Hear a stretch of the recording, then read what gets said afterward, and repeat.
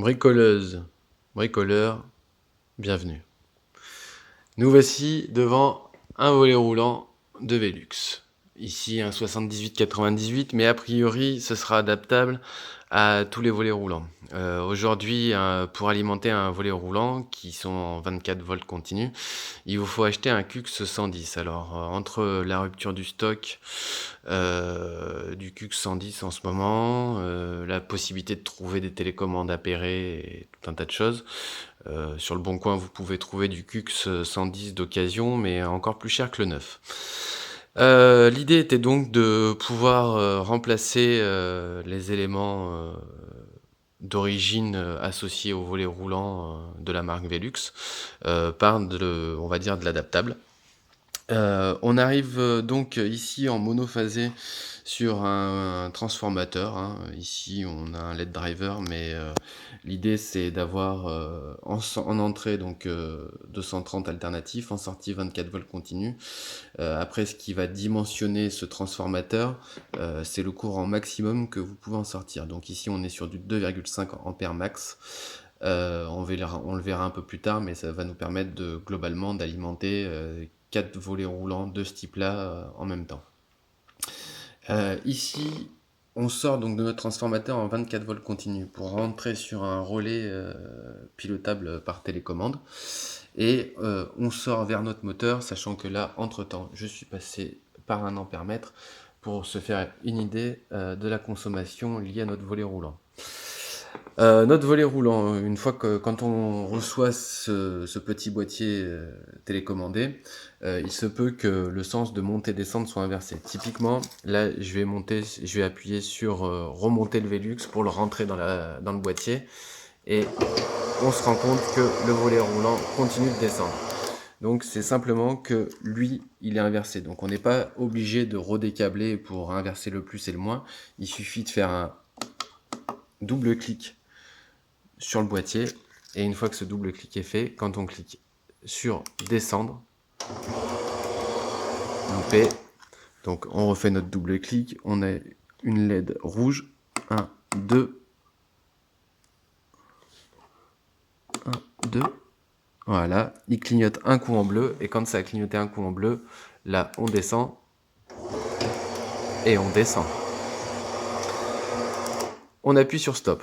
Ensuite, donc ça c'était pour inverser le moteur de sens sans avoir à tout redécabler. On se rend compte que lorsqu'on déclenche le moteur, on va monter à une consommation maximum qui va aller taquiner les 600 mA. Ici, on est dans un mode automatique qui est appelé mode alternance, qui nous permet en un seul clic soit de descendre totalement le Velux, soit de le remonter totalement. Et on peut, au besoin, l'arrêter à une position désirée sur la touche stop. Alors, ce qu'il faut savoir avec ce mode-là, c'est que là, on va remonter totalement le volet roulant. Donc on le laisse remonter, On sent qu'il arrive en butée. Hop, il se positionne et tac, il s'arrête. Le seul problème avec ce mode alternance, c'est qu'on voit qu'il reste une consommation résiduelle de 10 mA.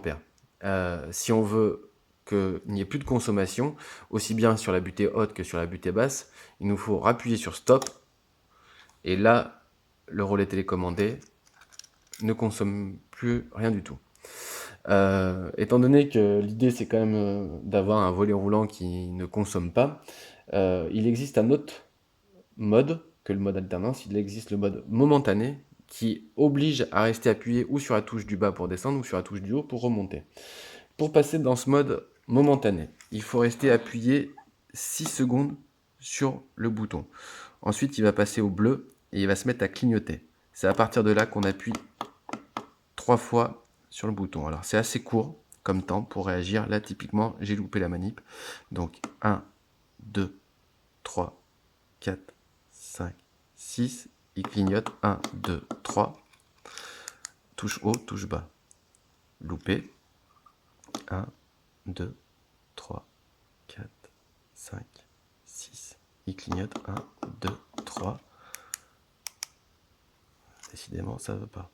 1, 2, 3, 4, 5, 6.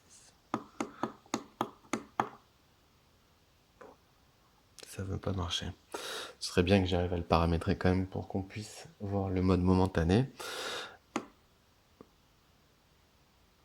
Bleu clignotant, je clique 3 fois, voilà, touche haut, touche bas, hop, et là il clignote 2 fois et il repasse au rouge. Donc là ça veut dire qu'on a changé le mode, et logiquement, si je reste appuyé sur le bas, il descend, il consomme à peu près la même chose, on est toujours autour des 600 mAh, 630, hop, je lâche, il s'arrête. Et quand il s'arrête, j'ai une consommation qui est à 0, parce que là on est en mode alternance. Si on veut repasser, oh non, en mode momentané, donc momentané, le temps d'appuyer sur le bouton. Là, il remonte, je lâche, il s'arrête.